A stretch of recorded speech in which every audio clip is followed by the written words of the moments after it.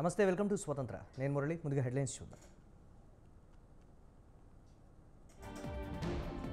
దేశ చరిత్రలో ఎన్నడూ లేని విధంగా దొంగ ఓట్లు, అధికారులు ఏం చేస్తున్నారన్న టీడీపీ అధినేత.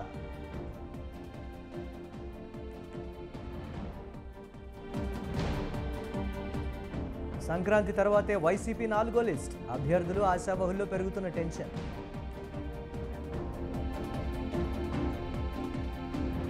రాహుల్ యాత్ర వేళ కీలక మార్పులు, ఏపీ పీసీసీ చీఫ్ పదవికి గిడుగు రాజీనామా.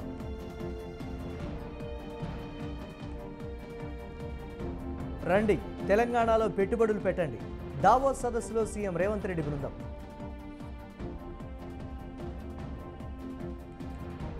ఈడీ విచారణకు దూరంగా ఎమ్మెల్సీ కవిత, కేసు సుప్రీంలో ఉందంటూ లేఖ.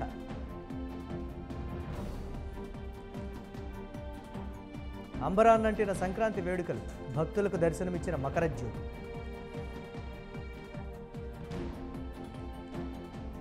స్పీకర్ తీర్పు ప్రజాస్వామ్య హత్యే, సుప్రీంకోర్టుకు ఉద్ధవ్ ఠాక్రే.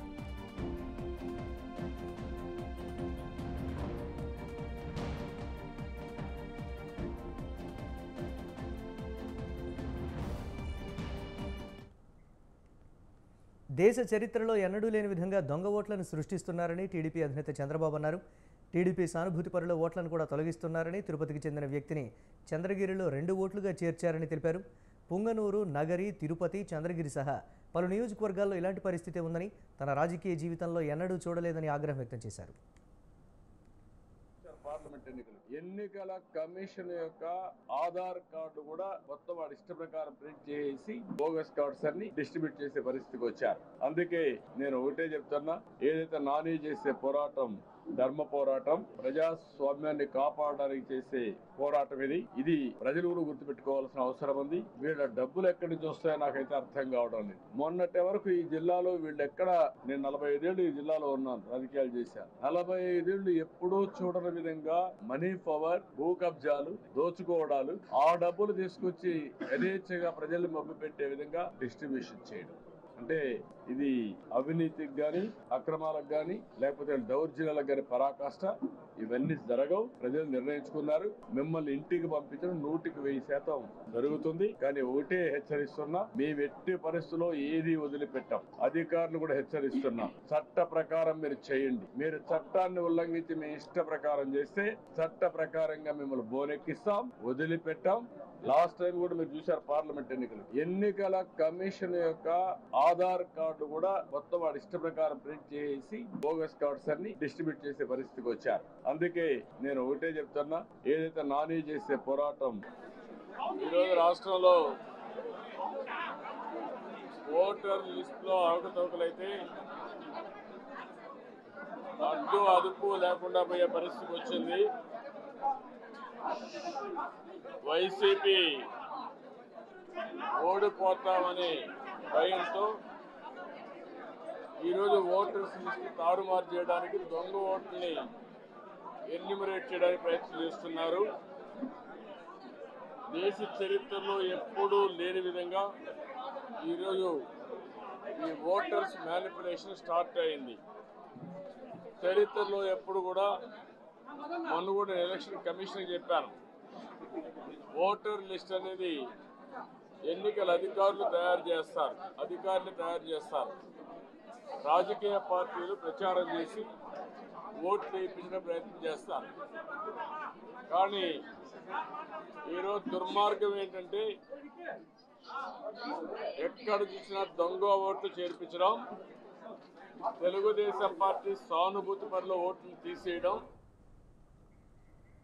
టీడీపీ అధినేత చంద్రబాబు నాయుడుపై మంత్రి పెద్దిరెడ్డి రామచంద్రారెడ్డి హాట్ కామెంట్స్ చేశారు. చిత్తూరు జిల్లా సోమల మండలం నంజంపేట జెడ్పీ ఉన్నత పాఠశాలలో జరిగిన స్వర్ణోత్సవ వేడుకల్లో మంత్రి రామచంద్రారెడ్డి పాల్గొని మాట్లాడారు. గతంలో చంద్రబాబు నాయుడు ప్రభుత్వ పాఠశాలల్లో ఇంగ్లీష్ మీడియం అవసరం లేదని అన్నారని మంత్రి వ్యాఖ్యానించారు. లోకేష్ చదివింది కూడా ఇంగ్లీష్ మీడియమే కదా అని అన్నారు. పేదలకు ఇంగ్లీష్ మీడియం ఎంతో అవసరమని మంత్రి పెద్దిరెడ్డి చెప్పారు.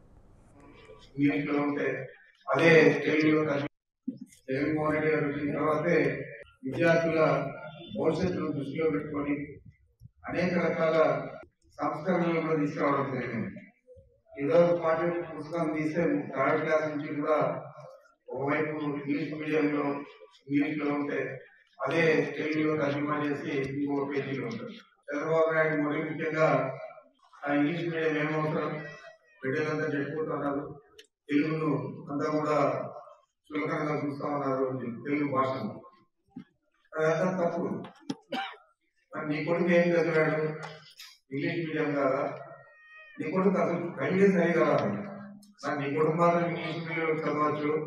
మరి పేద పిల్లలు మామూలుగా ఇలాంటి పాఠశాలలో ఎవరు చదువుతారు? మన మధ్యతరగతి కుటుంబీకులు. అంతకంటే తక్కువ ఉంటాయి. పశ్చిమ గోదావరి జిల్లా భీమవరంలో సంక్రాంతి సంబరాలు అంబరాన్నంటాయి. ఈ సంబరాలకు ఎంపీ రఘురామకృష్ణరాజు హాజరై గత 4 ఏళ్లుగా ఈ రాష్ట్రానికి గ్రహణం పట్టిందన్నారు.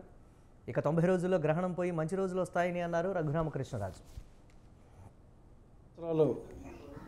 రాష్ట్రానికి మరి గ్రహణం పట్టింది. ఆ గ్రహణం ఇంకొక 90 రోజుల్లో పూర్తిగా తొలగిపోతుంది. వచ్చే సంక్రాంతికి అభివృద్ధి పదంలో రాష్ట్రం మళ్ళీ తిరిగి ముందంజలో ఉంటుంది. అందులో ఎటువంటి సందేహం అక్కర్లా.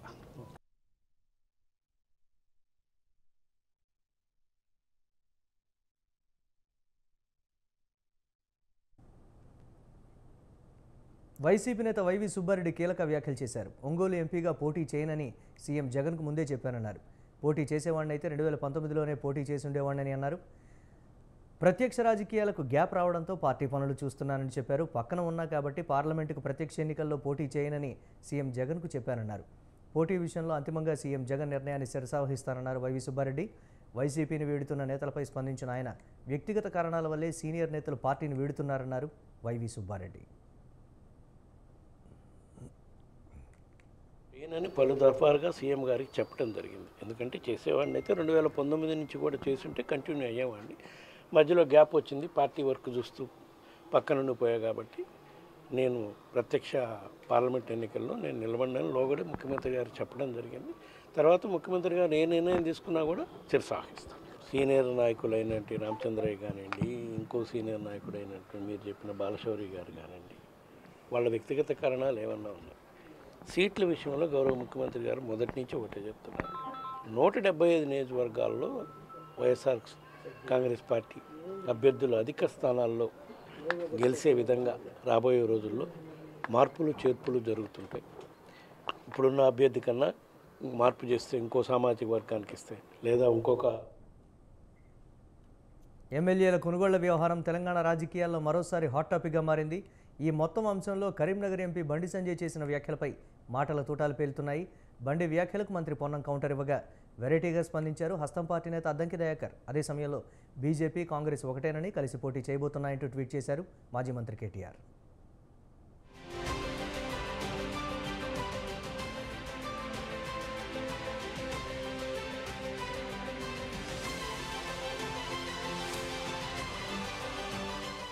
సార్వత్రిక ఎన్నికలకు సమయం దగ్గర పడుతోంది. తెలంగాణలోని పార్టీలు లోక్సభ ఎన్నికలకు వ్యూహాలు రచించే పనిలో ఉన్నాయి. ఎన్నికల సన్నద్ధతపై సమావేశాలు నిర్వహిస్తున్నాయి. సరిగ్గా ఇలాంటి వేళ కరీంనగర్ ఎంపీ, తెలంగాణ రాష్ట్ర బీజేపీ మాజీ అధ్యక్షుడు బండి సంజయ్ కీలక వ్యాఖ్యలు చేశారు. కాంగ్రెస్ ఎమ్మెల్యేలను కొనేందుకు బీఆర్ఎస్ అధినేత మాజీ సీఎం కేసీఆర్ ప్రయత్నం చేస్తున్నారంటూ ఆయన చేసిన వ్యాఖ్యలు పొలిటికల్ సర్కిల్లో తీవ్ర దుమారమే రేపాయి. ఇప్పటికే హస్తం పార్టీకి చెందిన పలువురు ఎమ్మెల్యేలు కేసీఆర్తో టచ్లో ఉన్నారంటూ ఆరోపించారు బండి. పార్లమెంటు ఎన్నికల తర్వాత రాష్ట్రంలో ఏమైనా జరగొచ్చని అన్నారు ఆయన. కుట్రలకు కేర్ ఆఫ్ కేసీఆర్ అంటూ అభివర్ణించారు కరీంనగర్ ఎంపీ. కాంగ్రెస్ పార్టీ ప్రభుత్వం రాష్ట్రంలో 5 ఏళ్ల పాటు సుస్థిరంగా ఉండాలని తాను కోరుకుంటున్నట్లు చెప్పిన బండి సంజయ్ కేసీఆర్ కదలికలపై ఓ కన్నేసి ఉంచాలన్నారు.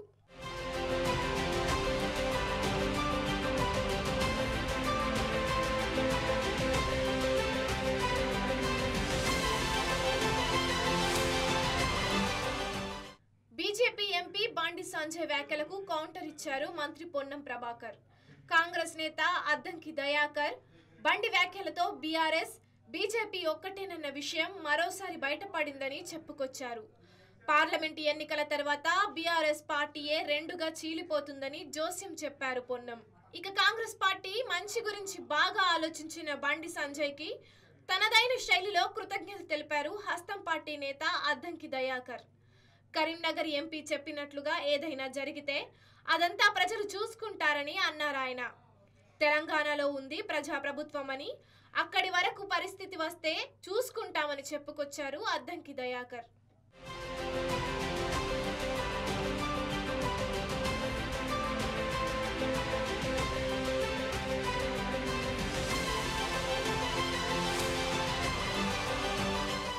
మరోవైపు బీజేపీ కాంగ్రెస్ రెండు ఒక్కటేనని ఆరోపించారు బీఆర్ఎస్ వర్కింగ్ ప్రెసిడెంట్ కేటీఆర్. రానున్న ఎన్నికల్లో ఆ రెండు పార్టీలు కలిసి పోటీ చేసేందుకు సన్నద్ధమవుతున్నాయని విమర్శించారు. 2018 ఎన్నికల్లో కరీంనగర్, నిజామాబాద్ పార్లమెంటు స్థానాల్లో బీజేపీ గెలుపునకు హస్తం పార్టీ దోహదం చేసిందని ఆరోపిస్తూ ఎక్స్లో ట్వీట్ చేశారు కేటీఆర్.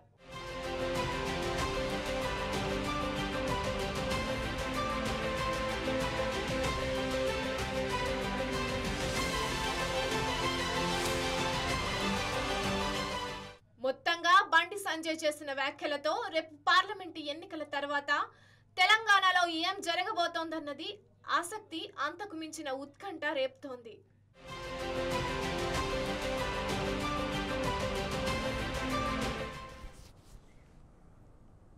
పద్దెనిమిది రాష్ట్రాల్లో గిరిజనులకు న్యాయం జరగలేదని, గిరిజన గ్రామాల్లో అన్ని రకాల సౌకర్యాలు ఏర్పాటు దిశగా పీఎం జన్మన్ కార్యక్రమం రూపొందించడం జరిగిందన్నారు బీజేపీ రాష్ట్ర అధ్యక్షులు కిషన్ రెడ్డి. వికారాబాద్ జిల్లా పెద్దేముల్ మండల చైతన్యనగర్లో నిర్వహించిన జన్మన్ కార్యక్రమంలో కిషన్ రెడ్డి పాల్గొన్నారు. దేశవ్యాప్తంగా ఆదివాసీ ప్రాంతాలలో నివసించే ప్రజల కోసం మౌలిక వసతుల కల్పన కోసం కేంద్ర ప్రభుత్వం ఈ కార్యక్రమాన్ని చేపట్టినట్లు కిషన్ రెడ్డి తెలిపారు. 25,000 కోట్ల రూపాయలను ఈ కార్యక్రమానికి కేంద్రం మంజూరు చేసిందని చెప్పారు.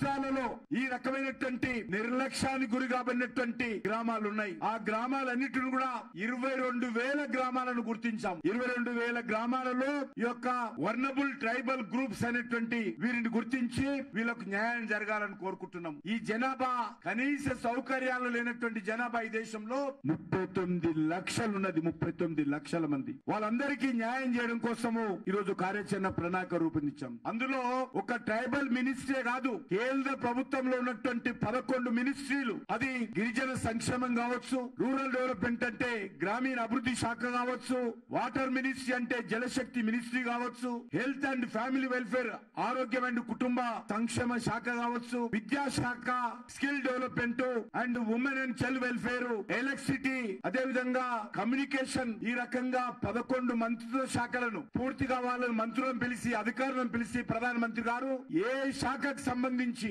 ఈ గిరిజన గ్రామాలలో, ఈ ఆదివాసీ గ్రామాలలో ఈ మౌలిక వసతులు ఏవైతే మేము అనుకుంటున్నామో అది పూర్తి కాకపోతే మీ మంత్రులది బాధ్యత, మీ అధికారులది బాధ్యత అని చెప్పి ఈరోజు కేంద్ర ప్రభుత్వము నిర్ణయించి ఈ రకమైనటువంటి కార్యక్రమాలు చేపడుతూ ఉన్నది జరుగుతూ ఉన్నది. 18 రాష్ట్రాలలో ఈ రకమైనటువంటి నిర్లక్ష్యానికి గురి కాబడినటువంటి గ్రామాలు ఉన్నాయి. ఆ గ్రామాలన్నిటిని కూడా 22,000 గ్రామాలను గుర్తించాం. 22,000 గ్రామాలలో ఈ యొక్క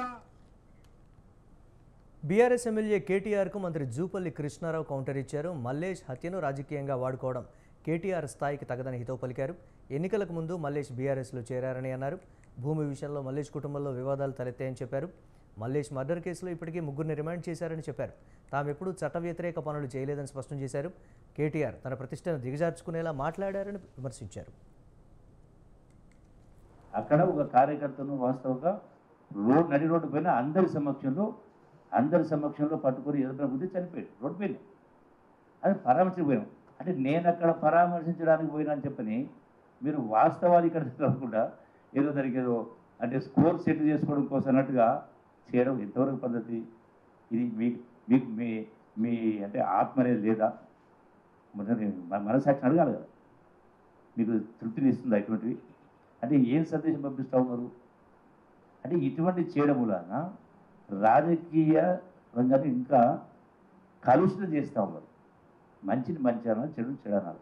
అప్పుడే మన క్రెడిబిలిటీ పెరుగుతుంది. అయిన దానికి కాని దానికి అన్నిటికీ తలుపు వస్తే అది చేస్తే నిజంగా ఇవి మంచి పద్ధతులు కావు. నేను నిజామాబాద్ పోయినా, అక్కడ ఒక కార్యకర్తను వాస్తవంగా నడి రోడ్డు పైన అందరి సమక్షంలో పట్టుకొని ఎదురున బుద్ధి చనిపోయాడు రోడ్డు పైన. అది పరామర్శించకపోయాం.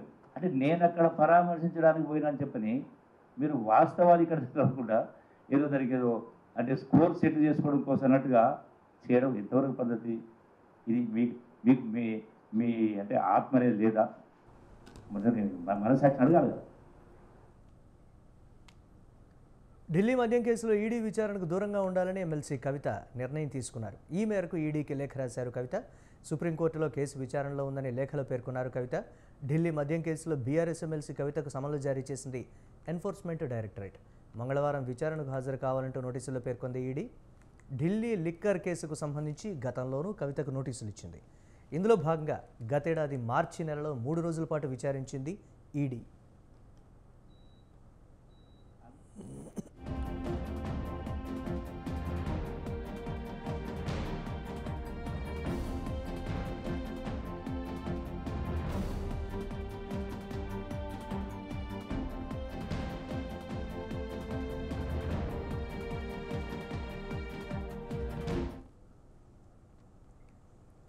ప్రముఖ పుణ్యక్షేత్రం శబరిమలలో సంక్రాంతి పర్వదినం సందర్భంగా మకర జ్యోతి రూపంలో అయ్యప్ప స్వామి భక్తులకు దర్శనమిచ్చారు.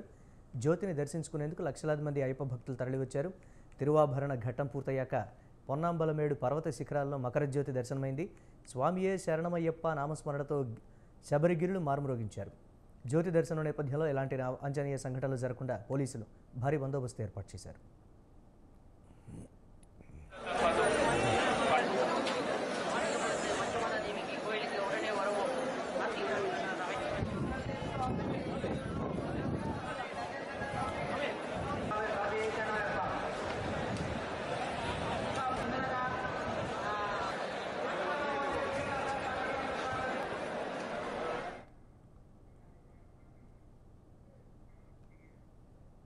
లోక్సభ ఎన్నికల కోసం కాంగ్రెస్ పార్టీ వ్యూహాలు సిద్ధం చేస్తోంది. రానున్న ఎన్నికల్లో ఎట్టి పరిస్థితుల్లోనూ అధికారం హస్తగతం చేసుకోవాలని ప్రణాళికలు రచిస్తోంది. ఇందులో భాగంగా ఇప్పటికే రాహుల్ గాంధీ భారత్ జోడో న్యాయయాత్ర అంటూ ప్రజల్లోకి వచ్చాక ఇతర రాష్ట్రాల్లోనూ అవసరమైన వ్యూహాలు రచిస్తోంది. ఈ క్రమంలోనే ఏపీ పీసీసీ చీఫ్ రాజీనామా చేయడం ప్రాధాన్యత సంతరించుకుంది.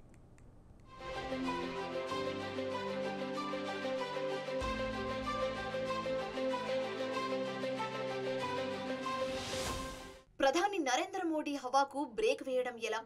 కేంద్రంలో మూడోసారి బీజేపీ అధికారంలోకి రాకుండా చేసేందుకు ఏం చేయాలి? ఇలా విపక్షాల మధ్యలో ఎన్నో ప్రశ్నలు తలెత్తుతున్నాయి. ఇప్పటికే ఇండియా కూటమి పేరుతో జట్టు కట్టిన విపక్షాలు ఈ క్రమంలో ప్రత్యామ్నాయ మార్గాలన్నిటినీ అన్వేషిస్తున్నాయి. అదే సమయంలో కూటమిలో పెద్దన్న పాత్ర పోషిస్తున్న కాంగ్రెస్ పార్టీ తన వంతు ప్రయత్నాలను గట్టిగానే చేస్తుంది.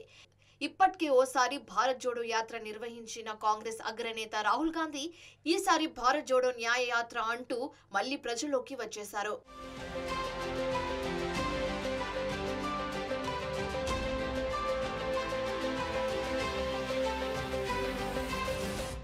మణిపూర్ నుంచి ముంబై వరకు 15 రాష్ట్రాల మీదుగా రాహుల్ గాంధీ చేపట్టిన న్యాయ యాత్ర కొనసాగనుంది.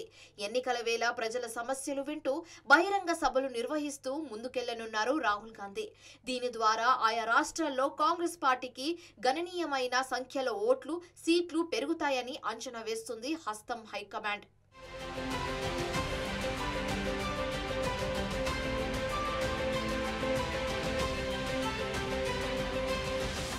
కేవలం యాత్ర సాగే మార్గంలోనే కాకుండా ఇతర రాష్ట్రాల్లోనూ పరిస్థితులను చక్కదిద్దడం, మెజారిటీ లోక్సభ సీట్లను సాధించడమే టార్గెట్ గా పెట్టుకున్న కాంగ్రెస్ పార్టీ ఏపీలోనూ కీలకమైన అడుగులు వేస్తుంది. ఈ కోవలోనే ఏపీ పీసీసీ చీఫ్ గా ఉన్న గిడుగు రుద్రరాజుతో రాజీనామా చేయించింది. ఆయన స్థానంలో ఇటీవలే కాంగ్రెస్ పార్టీలో చేరిన వైఎస్ షర్మిలకు పీసీసీ పగ్గాలు అప్పగించే యోచనలో హైకమాండ్ ఉందన్న ప్రచారం జోరుగా సాగుతోంది.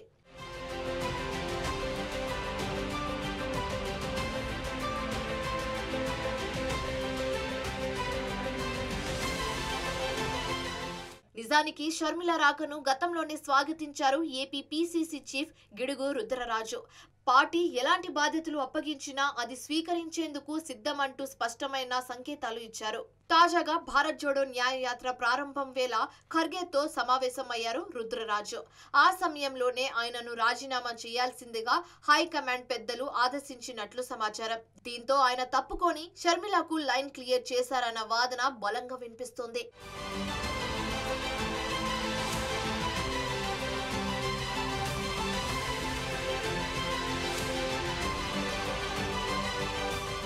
కేవలం ఏపీలోనే కాదు, రానున్న లోక్సభ ఎన్నికల నాటికి కాంగ్రెస్ పార్టీలో ఇతర రాష్ట్రాల్లో మరిన్ని మార్పులు తప్పవన్న అభిప్రాయం సర్వత్రా వ్యక్తమవుతుంది.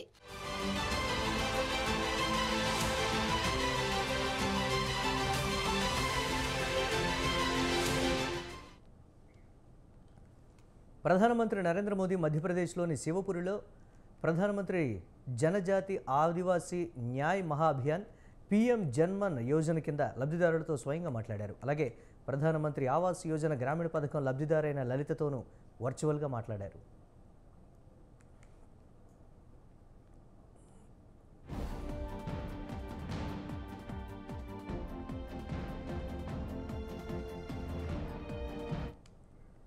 ప్రధాని మీకు ఏ పథకాల వల్ల ప్రయోజనం కలిగిందని స్వయంగా అడిగి తెలుసుకున్నారు. ఛత్తీస్గఢ్కు చెందిన గిరిజన మహిళ మన్కుమారి ఆవాస్ యోజన, నల్ జల్ యోజన, గ్యాస్ పథకం వల్ల తమకు లభించిన ప్రయోజనాలను వివరించారు. లలిత ఆదివాసీ తన 3 పిల్లలు చదువుతున్నారని, మధ్యాహ్న భోజనం, డ్రెస్ అందుతోందని అన్నారు. ప్రధానమంత్రి ఆవాస్ యోజన కింద ఇల్లు, నగదు, జన్మన్ యోజన కింద ప్రయోజనాలు లభిస్తున్నాయని ఆదివాసీ మహిళ లలిత తెలిపారు.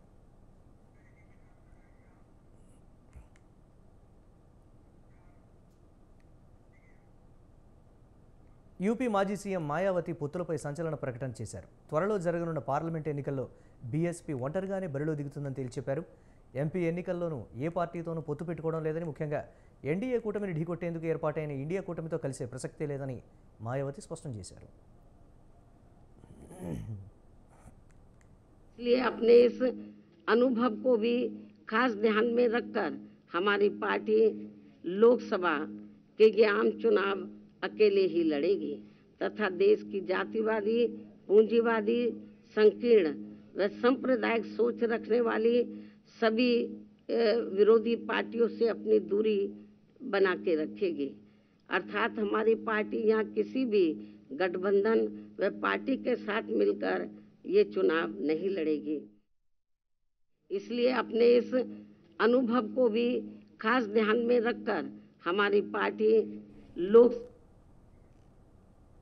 ఆ అమ్మాయి జమ్మూ కాశ్మీర్లోని యూరీలో ఓ కాలేజీ విద్యార్థిని. పేరు బటుల్ జెహ్రా. జనవరి 22న అయోధ్యలో రామమందిర ప్రాణప్రతిష్ఠ నేపథ్యంలో పహాడీ భాషలో రామభజన వినిపిస్తోంది. అయోధ్య ప్రాణప్రతిష్ఠ కార్యక్రమానికి జమ్మూ కాశ్మీర్ నేపథ్యం కూడా ఉందని నిరూపించింది.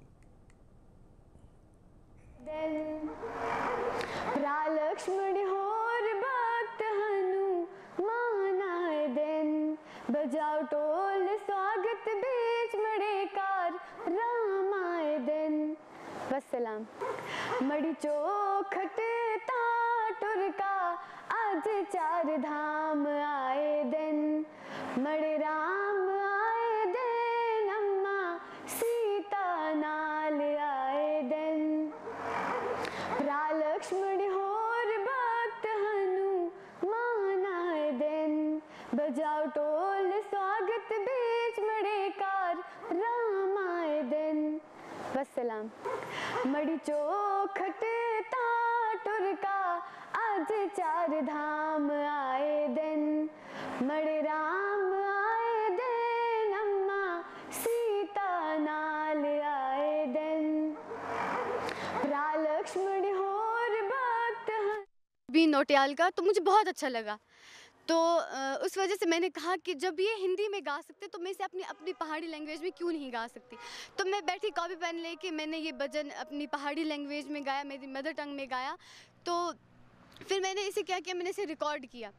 रिकॉर्ड करके मैंने सर को सुनाया। सर ने कहा हाँ बहुत अच्छा है। तो जिनके कश्मीर अहेड के साथ मैं काम कर रही हूँ तो उन्होंने ये पोस्ट किया और वहाँ से ये जो मेरा राम भजन है ये बहुत वायरल हो गया।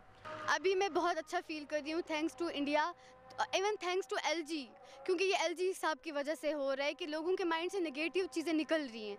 तो इस टाइम जैसे मैंने राम भजन गाया तो हमारे मुस्लिम भाइयों ने इवन मुझे बहुत अप्रिशिएट किया, बहुत कांग्रेस किया मुझे कि आपने इतना अच्छा गाया। इस टाइम बड़े बड़े न्यूज़ चैनल से आपको कॉल।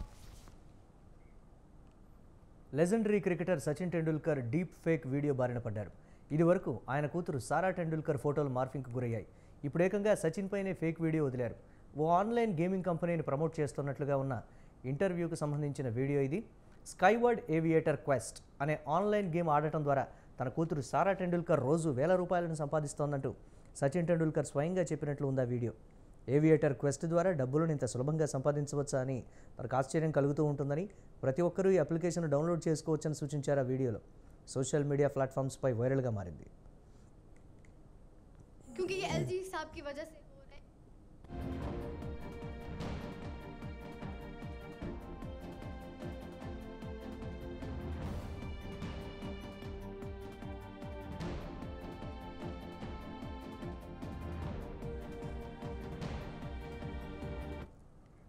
కాగా దీనిపై సచిన్ రియాక్ట్ అయ్యారు. ఈ వీడియోలో ఉన్నది తాను కాదని, ఆర్టిఫిషియల్ ఇంటెలిజెన్స్ ద్వారా దీన్ని సృష్టించారని స్పష్టం చేశారు. ఈ వీడియో చూసి బాధపడ్డానని, అందులో చేసిన వ్యాఖ్యలు కలచివేశాయని వ్యాఖ్యానించారు. టెక్నాలజీ దుర్వినియోగం అవుతోందంటూ ఆవేదన వ్యక్తం చేశారు. ఇలాంటి వీడియోలు, అడ్వర్టైజ్మెంట్లు, యాప్స్, ఇతర అప్లికేషన్స్పై రిపోర్ట్ చేయాలని విజ్ఞప్తి చేశారు. ఇలాంటి డీప్ ఫేక్ వీడియోల విషయంలో సోషల్ మీడియా ప్లాట్ఫామ్స్ యూజర్లు అప్రమత్తంగా ఉండాలని సచిన్ టెండూల్కర్ సూచించారు. వాటిపై ఎప్పటికప్పుడు కంప్లైంట్ చేయడాన్ని బాధ్యతగా భావించాలని కోరారు. టెక్నాలజీ దుర్వినియోగానికి అడ్డుకట్ట పడాల్సిన అవసరం ఉందని పేర్కొన్నారు.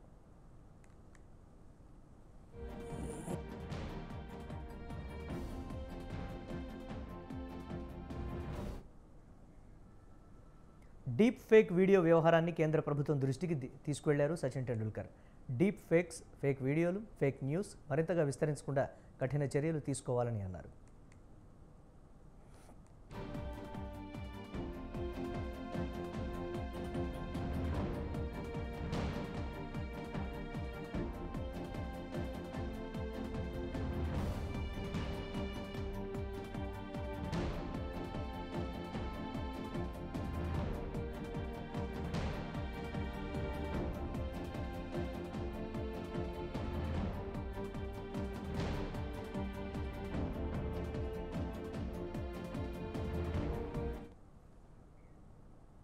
ఇవి ఇప్పటివరకు అప్డేట్స్. కీప్ వాచింగ్ స్వతంత్ర.